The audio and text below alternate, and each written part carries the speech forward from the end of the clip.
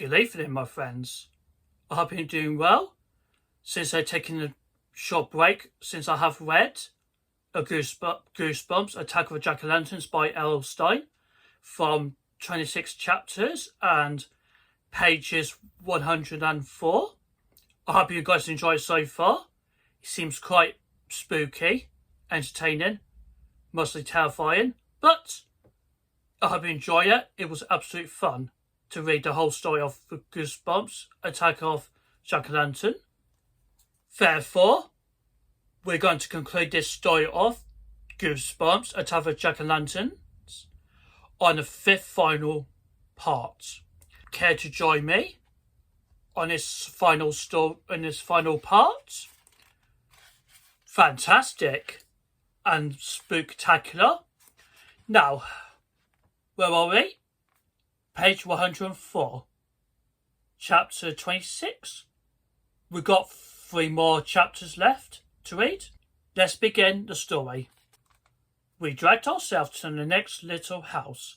The door swung open as we climbed onto the front doorstep, and we stared at another pumpkin-head creature. This one wore jeans and a maroon sweatshirt. The flames hissed and crackled behind his eyes and mouth. 2 wide, crooked teeth were carved into his mouth, one on top, one below, giving him a silly expression, but my friends and I were too terrified to laugh. At the next house, and were greeted by 2 jack-o'-lantern creatures. We crossed the street and found another fairy-headed creature waiting for us at the next house. Where are we? I wondered. What is this strange neighbourhood? The 2 pumpkin heads forced us onto the next block. The houses here all had jack-o'-lantern creatures living in them. At the end of the block, Tabby sat down her trick-or-treat bag and turned to face the pumpkin heads. Please let us stop, she begged. Please. We can't do any more houses, Lee explained weakly. I am so tired and I really feel sick. Please, Walker pleaded. Please. I can't do another house. I really can't, Tabby said, shaking her head. I'm so frightened. Those creatures in every house. She uttered a sob, and her voice trailed off. Lee crossed his arms over the front of his striped costume. I'm not taking another step, he insisted. I don't care what you do. I'm not moving. Me neither, Tabby agreed, stepping across beside him. The 2 pumpkin heads didn't reply. Instead, they rose up high in the air. I took a big step back as their triangle eyes bulged wide and their mouths stretched open. Bright orange flames flew from their eyes, and then their mouths stretched even wider, and they both let out high whirls. The shrill sound rose and fell through the heavy night air, rose and fell like police sirens. The pumpkin heads tilted back until their flames shoot straight up to the sky, and their siren wheels grew louder, until I had to hold my hands over my ears. I saw a flash of light and turned to see another pumpkin head floating towards us from across the street. Oh, I uttered. A host cried as 2 more pumpkin head creatures hurried out of their houses, and then 2 more, and another creature and another, all down the block. Doors flew open. Creatures floated towards us, hissing and lowering, flickering, dancing flames shoot out of their jack-o'-lantern eyes and mouths, sending orange light into the black sky. They floated and bobbed down the street, across the dog lawns, rolling like sirens, hissing like snakes. Closer and closer, dozens of them, dozens and dozens. Walker, Tabby, Lee, and I pressed close together in the middle of the street, and as the pumpkin head creatures drew near, they formed a circle around us, a circle of grinning, furry jack-o'-lantern faces over the dog-robed bodies. The circle of creatures spun round us slowly, and as they spun, their heads bobbed and tilted on their shoulders. Slowly and slowly, they spun around us, and then they began to chant in their hers, crackly voices. Trick or treat, trick or treat, trick or treat. What do they want? Tabby cried. What are they going to do? I didn't have a chance to answer her. 4 creatures stepped quite quickly into the middle of the circle, and when I saw what they carried in their hands, I started to scream. Trick or treat, trick or treat, trick or treat. My scream drowned out to the chanting pumpkin heads, and as the 4 creatures stepped forward, the chanting stopped. Their jack-o'-lantern heads bobbed on their shoulders. Their ragged smiles grew wider as they came near. They held their hands raised high. In their hands, they each held the pumpkin head. 4 extra pumpkin heads. Oh no! Lee cried out when he saw them. Tabby grabbed Lee's arm in terror. What are they going to do with those heads? Bright yellow flames flickered from her eyes and grinning mouths of her 4 extra heads. These are for you, the pumpkin head announced in the voice that sounded like sharp pieces of gravel being rubbed together. Oh! A low moan escaped my throat. I stared at the empty heads and stared their fury eyes, their ugly grins. These are for you, the pumpkin head repeated, stepping closer. These will be your new heads. No, you can't. You can't, Tabby screamed. You! Her cry was cut off as one of the creatures raised the pumpkin heads over her. It had a hole cut in the bottom. The creature slammed the pumpkin head over Tabby's head.